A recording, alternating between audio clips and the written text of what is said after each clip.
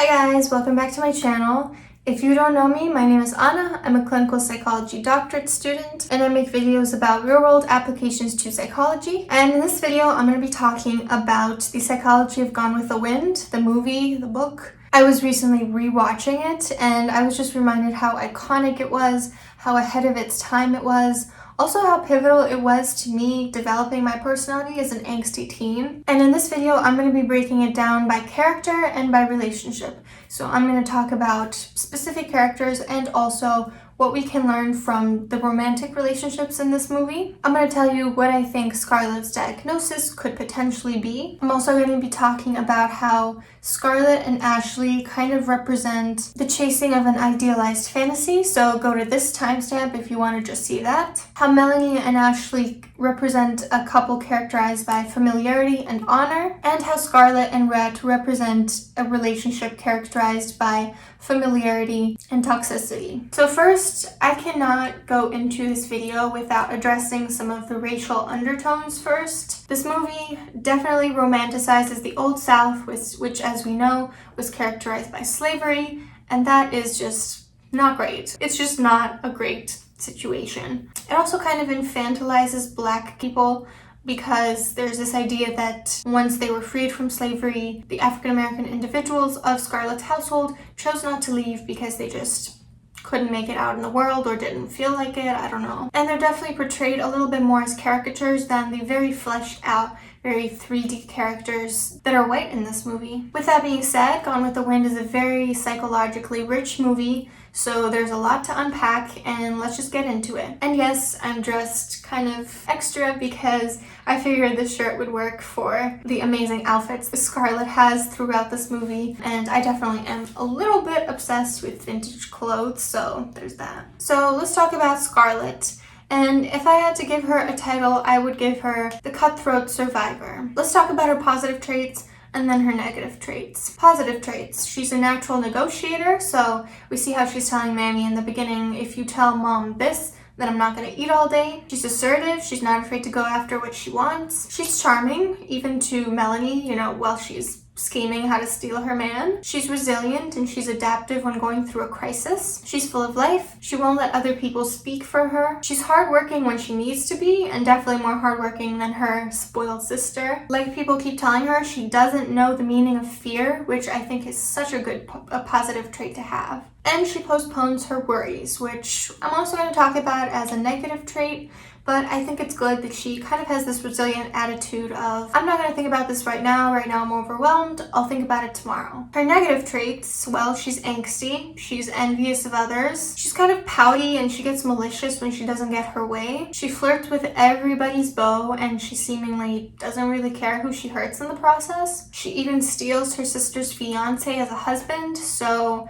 we definitely see a lack of empathy and some callousness there. She has limited empathy for Melanie as well, even after Melanie looks after her, and she's willing to throw Melanie under the bus in the blink of an eye. She does tend to be spoiled when she doesn't have to worry about survival. She's impulsive, so we see how she said yes to her first husband just because she just had a fight with Ashley. She doesn't feel bad or want to mourn her first husband, so we again see this selfishness, lack of remorse, callousness. She's manipulative, like how she wants to stay with Melanie just to steal Ashley from her, or when she visits Rhett in jail and tries to pretend like she's doing really well because she just wants him for money. She's harsh and cruel when in power, so we see when she starts running things at Tara, her dad tells her, you need to stop being so mean to everyone. Even if you're hardworking, there's no reason to be cruel to the people working under you. She's able to kill someone without a second thought, which in this case, is super satisfying because he was stealing their stuff, he could have gotten violent with them, but at the same time, she doesn't feel any remorse. She doesn't hesitate whatsoever. It doesn't even seem to be on her mind after she does it. She'll do anything for success and she's not afraid to step on any toes to get what she wants. She actually says at the beginning of the first part of the movie, I will never go hungry again, no matter what I have to do. And again, I won't think about that now is arguably a form of denial, which can be defensive in some cases, but it can also become a bit too much and a way for her to not handle reality. Scarlett also has a number of traumas in the movie. She has, of course, the war, the loss of her mom, the loss of her dad. She's responsible for her second husband's death, which I wouldn't say we really see a sense of remorse, but we do see she's worried about going to hell and she's very distressed about that. She has her miscarriage and then she has her daughter Bonnie's death. So if I were to diagnose Scarlett, if I absolutely had to diagnose her with something, I'm not sure I do have to, I would say she has antisocial personality disorder, which you might know as psychopathy, or at least she has traits of it because she's impulsive, callous, lacks remorse, has impaired empathy, she's deceitful, she's manipulative. I do think she has some histrionic, at least interpersonal tendencies, but that is kind of how women spoke at the time, and it is more the acting as well. I saw on the internet some people were saying she's definitely not a psychopath, she's just histrionic. I'm not sure that I agree with that. I think that's more of a gender stereotype, if I'm being honest, and I think a woman with Scarlett's presentation can absolutely be a psychopath. And also I think she has complex trauma, which is not a DSM diagnosis, but I think she definitely has evidence of some trauma because of the repeated things she experiences. We see she definitely has nightmares. She has some relational issues as a result. So some antisocial personality disorder and some complex trauma. Moving on to Ashley, who I would call the spineless gentleman. His positive traits are he's nice. He is honorable in that he wouldn't cheat, except he kind of does. He doesn't want war, and just overall a theme with him is that he's avoidant of any conflict. And he's more empathic than Scarlett. He, doesn't want to use convicts for free labor when they're in business together, so that's something. Negative traits, he's spineless. He can't make a life for himself without getting dragged into Scarlett's schemes. He's too conflict avoidant, so at some point, you have to take a stand for what you believe in. He's attracted to Scarlett, but he doesn't have the balls to tell her he loves Melanie and that he's not going to leave Melanie for her. He's a coward. He even calls himself that. And he's all poetic, but he's not concrete when it comes to survival. Scarlett is definitely much more of a survivor. He's just more of a poet. So now let's talk about Scarlett and Ashley as a couple. I would characterize their relationship as chasing an idealized, unavailable fantasy. So Scarlett plays hard to get with everybody except for Ashley, where she kind of just hands her heart to him on a silver platter. And I do think that availability is very obvious to him, and I do think it makes her less desirable in his eyes. I mean, we see in the beginning, Scarlett's dad says, "Have you been making a spectacle of yourself running around Ashley?" We definitely see girls gossip about her as well. But in the beginning, one girl says, "Men flirt with girls like that, but they don't marry them," which I have to say is true. I mean, Scarlett realizes this at the end when she says that she only meant to Ashley what Belle, the prostitute, meant to Rhett. Unfortunately, it's true that what she's missing from Ashley is respect. Scarlett does genuinely worry for Ashley, but it comes from a place of infatuation more than love. She definitely doesn't put his needs and his wants above her own. And she is kind of mistaken the whole movie, where she thinks that he loves her and he's just masking it because he needs to put on this honorable front for Melanie. And then at the end she finally realizes that he did really love Melanie, and that with her it was only really attraction and that respect was missing. We see Ashley still compliment her when they're both married. They definitely still flirt. So I wouldn't say that he's really as honorable as he thinks he is. They're also not on the same wavelength. So he doesn't want to use convicts for free labor, whereas she does. Of course, he fails to see the irony in that he fought to keep slavery in the South.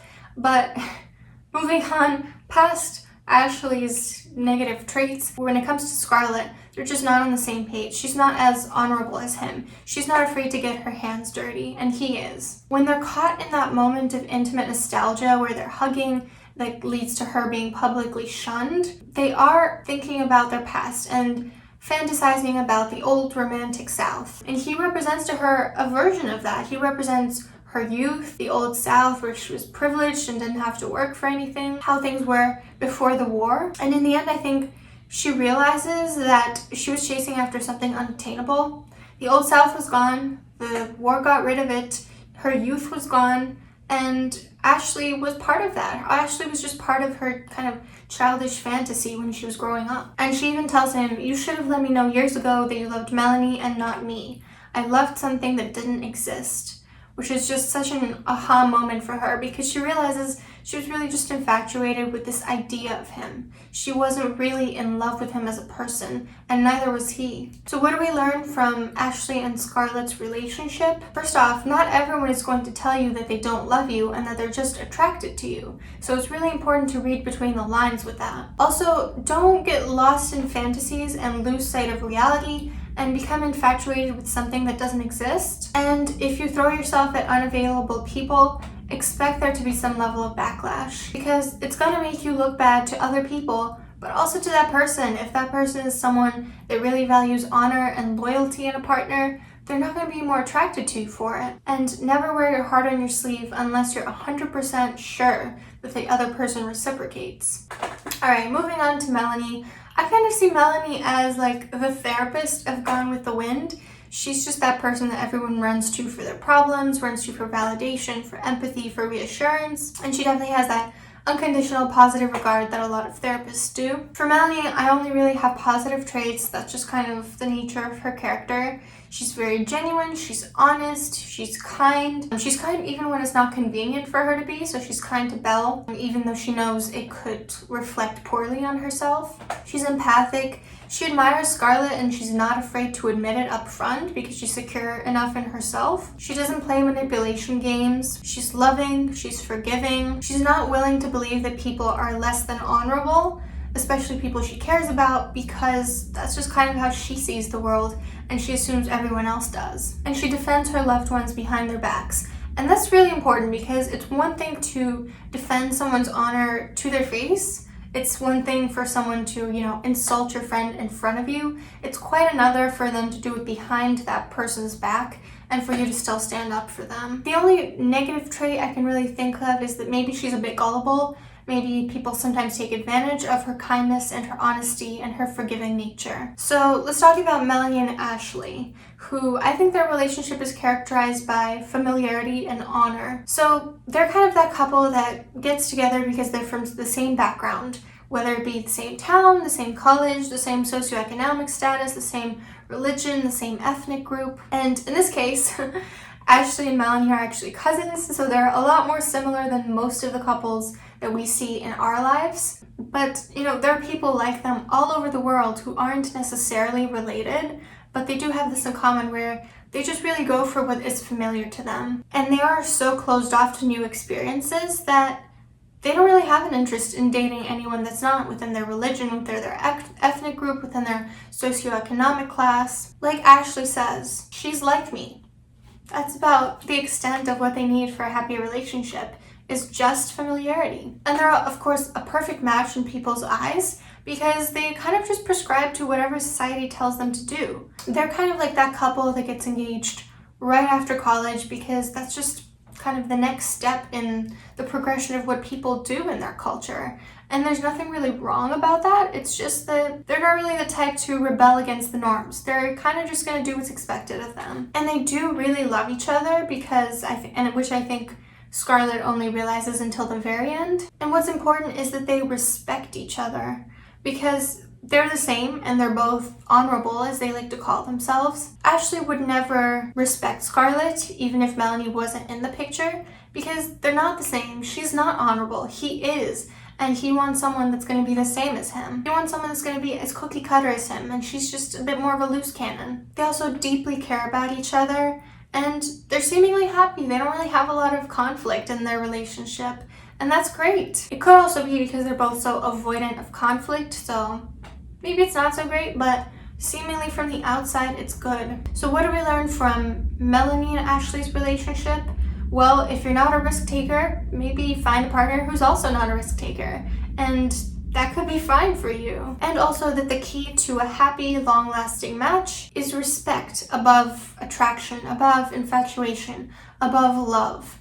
You can have all those things, but if you don't respect your partner, you might not end up together. Alright, moving on to the last character we're going to talk about, Rhett Butler. I would think of him as also a survivor, but more of like a loving survivor. He just kind of craves connection, but he doesn't know it, and he doesn't know how to channel that. So Let's talk about his positive traits first. He's blunt, honest, and upfront. And some people don't like this. Personally, I do place it as a pro. He's not afraid of being labeled the black sheep, and he's not afraid of critical, independent thinking. So he actually says at one point, I believe in Rhett Butler, not the cause. And I think that's great. I think putting yourself first and knowing that you're not going to just follow the sheep and follow the swarm of people and what they're flocking to, I think that's an awesome trait to have. He also does some light teasing and he's some sarcastic. This can turn into a con very quickly when he's angry and he gets cruel, but I think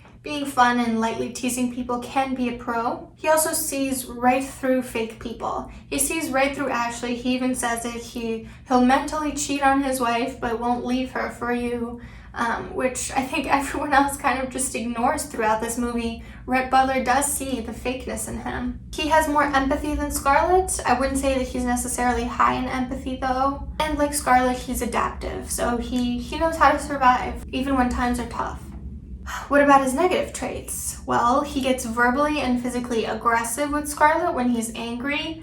And, this is because he's so crazy in love with her, but at the same time, that doesn't excuse it. That doesn't excuse, threatening to bash someone's head in. He's too proud to admit his vulnerability or to admit it when he's wrong. He's not honorable, so he cheats on Scarlett with Belle once she starts to retreat from him. And just generally, he's kind of a horn dog. That's the clinical term. And he's unforgiving and somewhat callous in the end. So let's talk about the last pair that we're going to learn from, which is Scarlett and Rhett. They are also characterized by familiarity, but they're also characterized by toxicity and not honor. So in any relationship, there tend to be these dynamics of the pursuer and the distancer.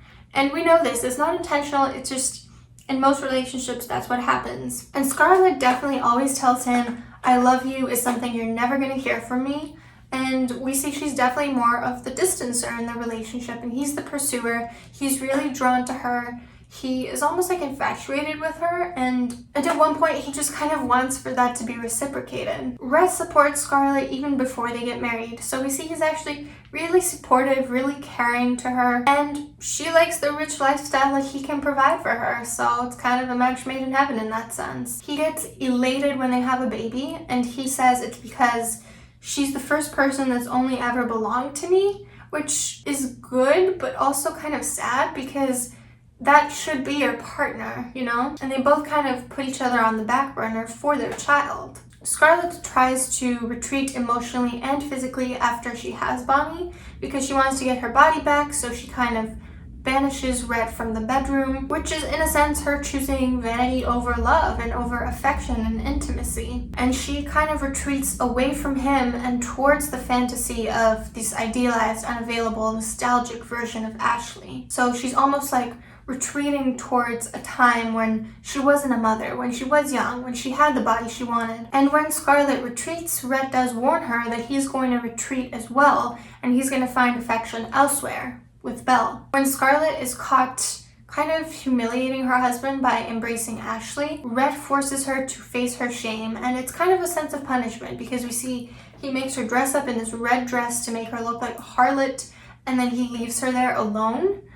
So it's definitely with the purposes of inflicting punishment on her and kind of embarrassing her in the same way that she embarrassed him. They both turn to drinking, but privately instead of coping together, which would be much more adaptive. Rhett gets almost violent with anger when he realizes he's losing her emotionally. And this isn't healthy and it's dangerous, but it also shows how much he loves her. Then they have sex for the first time in a long time when this angry outburst leads to a moment of intimacy for them.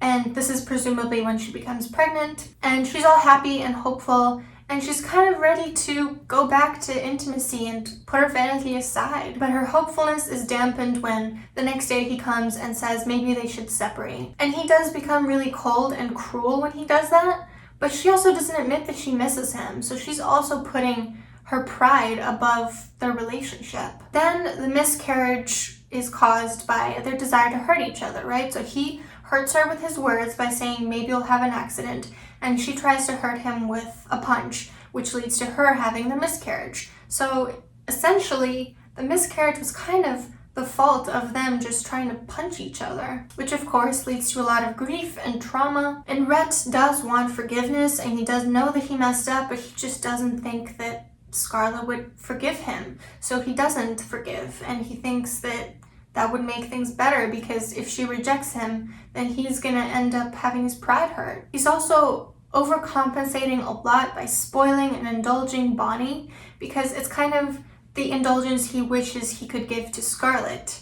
You know, he can't really give her affection, he can't give her intimacy, so he does that with Bonnie. And it's this indulgence that kind of inadvertently leads to Bonnie's death, because she is spoiled. He did give her a pony, he wouldn't give her a helmet, and all these different things ultimately led to her death. And this mistake on his part leads to terrible, terrible grief on both of their sides, and the grief results in them being terrible to each other. By the end of the movie, when Scarlett realizes that Melanie's dead, Ashley never loved her, and she never loved Ashley, and she really loved Rhett, it's too little, too late. So this is the classic line, frankly, my dear, I don't give a damn. At some point, it's too late to apologize. Too much harm has been done in the relationship to salvage the relationship. So what do we learn from Rhett and Scarlett's relationship? First off, in any relationship, there's going to be a distancer and a pursuer.